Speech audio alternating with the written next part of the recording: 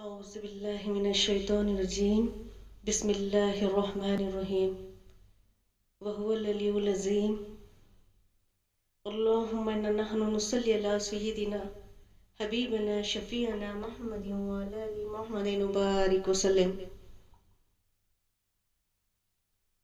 يا أيها الذين آمنوا لا تتخذوا آباءكم وإخوانكم أولياء إن استحبوا الكفر على الإيمان صدق اللہ العظیم۔ السلام علیکم ورحمۃ اللہ وبرکاتہ۔ معزز سامعات، ابھی میں آپ کے سامنے سورہ توبہ کی آیت ربانی تلاوت کی ہوں۔ اس آیت ربانی میں اللہ کہہ رہا ہے، اے ایمان والو، اپنے باپ اور اپنے بھائیوں کو دوست نہ سمجھو، اگرچہ کہ وہ ایمان پر کفر پسند کرتے ہیں، ایمان پر کفر کو ترجیح دیتے ہیں۔ یہاں پر میں ایمان کا مختصراً معنی بتاتی چلوں کہ ایمان کا معنی یہ ہے، مختصراً معنی یہ ہے کہ اللہ اور اللہ کے رسول صلی اللہ علیہ وسلم سے محبت اور ادب کا نام ایمان ہے۔ اللہ اس آیت میں یہی بتا رہا ہے کہ اللہ اور اللہ کے رسول صلی اللہ علیہ وسلم سے محبت، آپ صلی اللہ علیہ وسلم کی محبت سے بڑھ کر کسی دوسرے سے محبت ہو جاتی ہے، اللہ اور اللہ کے رسول سے بڑھ کر کسی دوسرے رشتے سے محبت ہو جاتی ہے، اللہ اور اللہ کے رسول کے ادب سے بڑھ کر کسی دوسرے کی تکریم و تعظیم کرتے ہیں، چاہے وہ تمہارے باپ اور تمہارے بھائی ہی کیوں نہ ہو، تم ان سے علیحدگی اختیار کر لو، رشتہ توڑ لو، کیونکہ اللہ یہاں یہ بتا رہا ہے کہ ایمان سے بڑھ کر کوئی چیز نہیں، اللہ اور اللہ کے رسول سے بڑھ کر کسی چیز سے محبت کرتے ہیں، کسی رشتے سے محبت کرتے ہیں، چاہے وہ تمہارے باپ اور بھائی ہی کیوں نہ ہو، ان سے علیحدگی اختیار کر لو۔ ایمان سے بڑھ کر، اللہ اور اللہ کے رسول کی محبت سے بڑھ کر، یعنی ایسا کفر کرتے ہیں جو ایمان سے بڑھ کر کسی محبت کا شکار ہو جاتے ہیں، دوسری محبتوں کا شکار ہو جاتے ہیں، ایمان سے بڑھ کر کسی دوسری محبت کا شکار ہو جاتے ہیں، تو پھر ان سے علیحدگی اختیار کر لو، اس وجہ سے کہ وہ ایمان سے بڑھ کر کسی دوسرے کو ترجیح دیتے ہیں، چاہے وہ تمہارے باپ اور بھائی ہی کیوں نہ ہو۔ تو یہاں پر دوسرے رشتے تو بہت دور کی بات ہے، دوسرے رشتے تو بہت دور کی بات ہے، اللہ رب العالمین بالکل قریبی رشتے کی مثال دے کر بتا رہا ہے۔ باپ اور بھائی سے محبت ایک فطرت میں ایک گہری محبت ہوتی ہے، باپ اور بھائیوں سے فطری طور پر ایک گہری محبت ہوتی ہے، تو اللہ رب العالمین بالکل قریبی رشتے کی مثال دے کر بتا رہا ہے کہ اگر وہ اللہ اللہ کے رسول کی محبت سے بڑھ کر کسی دوسری محبتوں کا شکار ہو جاتے ہیں، تو پھر تم ان سے علیحدگی اختیار کر لو۔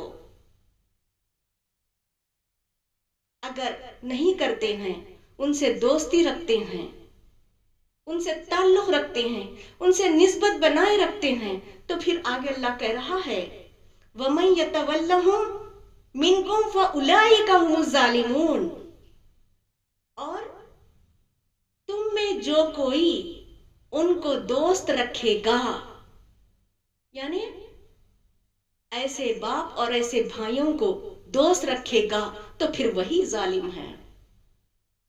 یعنی دوستی رکھنا، تعلق بنا کے رکھنا بھی ظالموں میں شمار ہو جاتا ہے۔ اللہ اکبر۔ تو اس آیت ربانی پر رک کر، ٹھہر کر غور و تفکر کرنا یہ ہے، ہم اپنے آپ کا جائزہ لیں کہ کہیں ہمارے دل میں بھی اللہ اور اللہ کے رسول کی محبت سے بڑھ کر دوسری محبتیں تو جنم نہیں لے رہی ہے۔ اللہ اور اللہ کے رسول کی محبت سے بڑھ کر ہم کہیں دوسری محبتوں کا شکار تو نہیں ہو رہے ہیں، کہیں دوسری محبتیں غالب تو نہیں آ رہی ہیں، کہیں ہم اللہ اور اللہ کے رسول کے ادب سے بڑھ کر کسی دوسرے کی تکریم و تعظیم تو نہیں کر رہے ہیں۔ جائزہ لیں۔ جیسا کہ شادی بیاہ کے موقع پر کوئی بھی فنکشنز یا کوئی بھی دعوت کے موقع پر کوئی بھی پارٹی ہوتی ہے یا کوئی بھی دعوت ہوتی ہے تو وہاں پر اللہ اور اللہ کے رسول کے خلاف اصول ہوتے ہیں، لیکن ہم پھر بھی وہ فنکشن اٹینڈ کرتے ہیں، وہ دعوت میں شرکت کرتے ہیں، محض اس لیے کہ کہیں ہمارے رشتہ دار برا مان جائیں گے، ہمارے رشتہ دار ناراض ہو جائیں گے۔ ہم رشتوں کو ترجیح دیتے ہیں، رشتوں کو پسند کرتے ہیں، اور پھر دعویٰ کرتے ہیں اللہ اور اللہ کے رسول سے محبت کا، جبکہ وہاں پر اصول اللہ اور اللہ کے رسول کے خلاف ہوتے ہیں، لیکن ہم رشتے نبھاتے ہیں، تعلق بنائے رکھتے ہیں، رشتوں کی محبت کو بڑھ کر بتاتے ہیں، رشتوں کی محبت کو ترجیح دیتے ہیں، رشتوں کی محبت کو پسند کرتے ہیں۔ ایسا کفر کرتے ہیں اور پھر دعویٰ کرتے ہیں اللہ اور اللہ کے رسول سے محبت کا، یہاں تک کہ گستاخ رسول سے تعلق بناتے ہیں، آل رسول کی شان میں گستاخیاں کرنے والوں سے رشتہ بناتے ہیں، نسبت رکھتے ہیں، دوستی کرتے ہیں،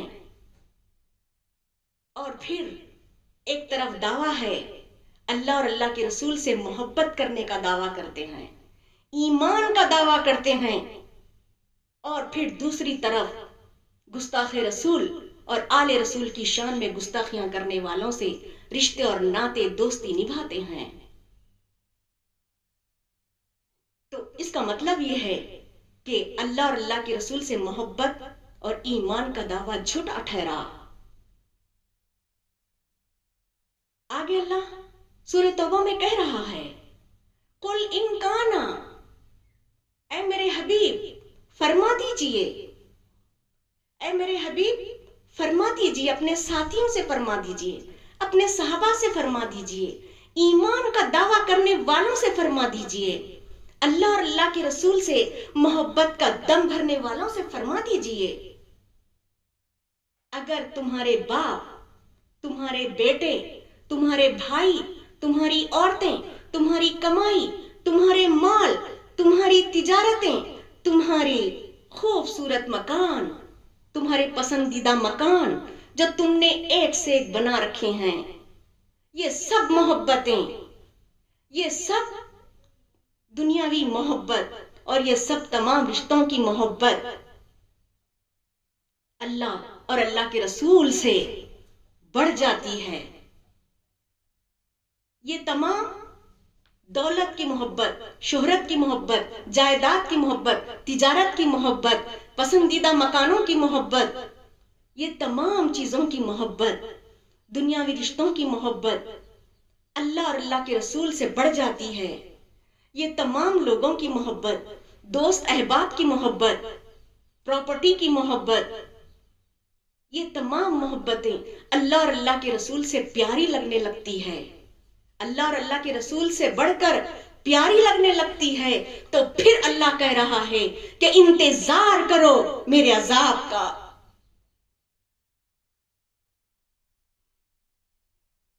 معزز سامعین،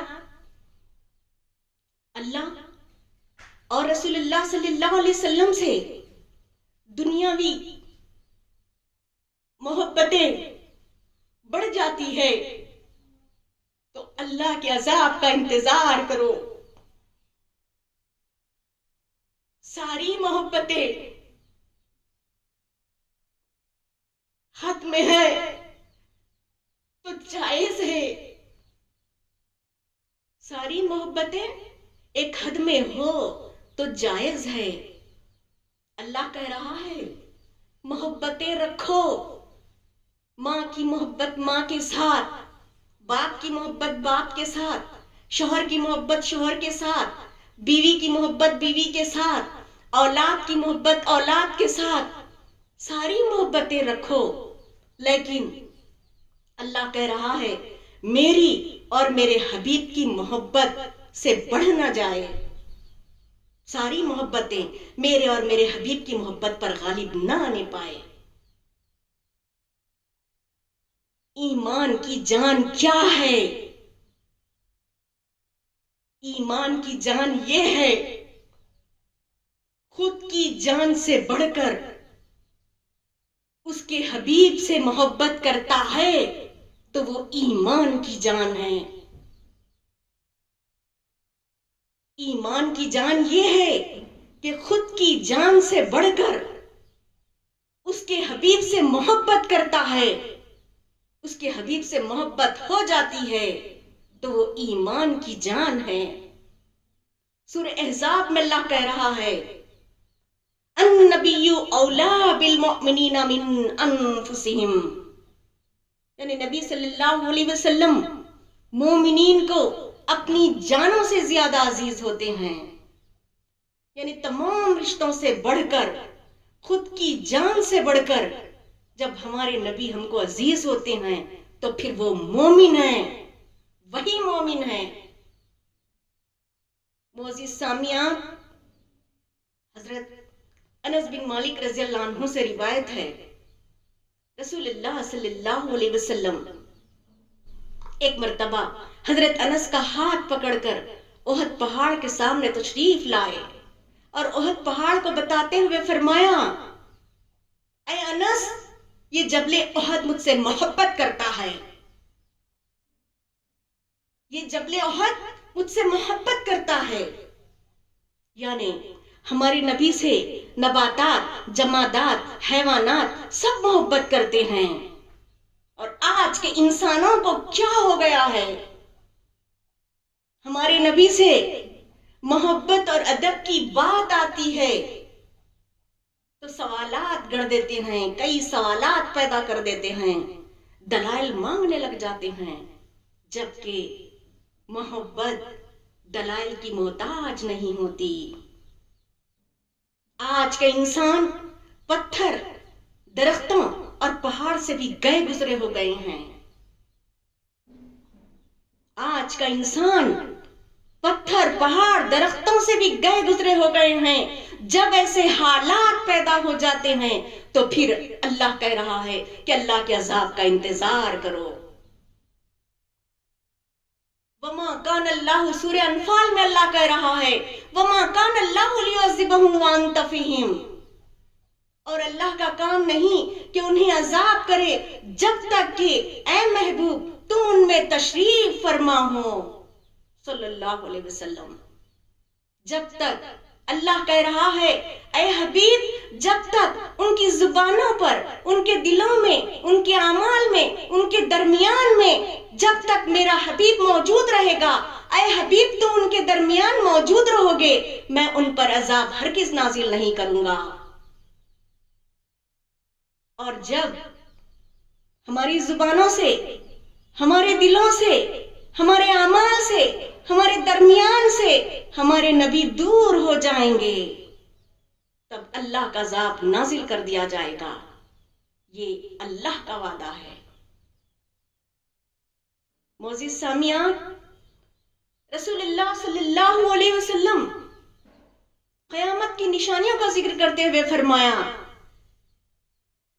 اللہ رب ذوالجلال قیامت میں ایسے عذاب نازل کرے گا جیسے تسبیح ٹوٹنے سے تسبیح کے دانے تیزی سے گر پڑتے ہیں. تسبیح ٹوٹنے پر تسبیح کے دانے تیزی سے گر پڑتے ہیں، اسی طرح سے تیزی سے عذاب پہ عذاب نازل کر دیا جائے گا، اور عذاب کی کئی اشکال ہوں گی.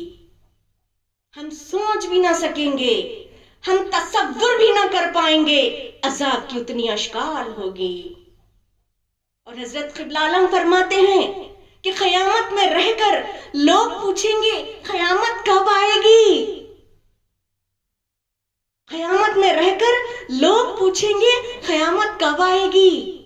اللہ اکبر، یہ لوگوں کی انتہا درجے کی بے شرمی کی علامت ہوگی، کیونکہ قیامت میں رہ کر بھی، عذاب میں رہ کر بھی گناہ سے باز نہیں آئیں گے، برے اعمال چھوڑ نہ پائیں گے، حسد، بغض، انات، چوری، زناکاری، بے حیائی، یہ تمام برے اعمال چھوڑ نہ پائیں گے. عذاب میں رہ کر بھی برے اعمال چھوڑ نہ پائیں گے، عذاب میں رہ کر بھی عبرت حاصل نہیں کریں گے، عذاب کو دیکھ کر بھی اپنی آنکھوں سے عبرت حاصل نہیں کریں گے. معزز سامعات، اللہ رب العالمین سے دعا گو ہوں رسول اللہ صلی اللہ علیہ وسلم کے صدقے سے اے باری تعالی عذاب سے عبرت حاصل کرنے والا بنا دے. اے باری تعالی گناہوں سے باز آنے والا بنا دے. اے باری تعالی برے اعمال اچھائیوں میں بدل دے، بدعمالیوں کو نیکیوں میں بدل دے. اللہم اغفر لی وللمؤمنین والمؤمنات، اللہم اغفر لی وللمؤمنین والمؤمنات، اللہم اغفر لی وللمؤمنین والمؤمنات. آمین یا رب العالمین. السلام علیکم ورحمۃ اللہ وبرکاتہ.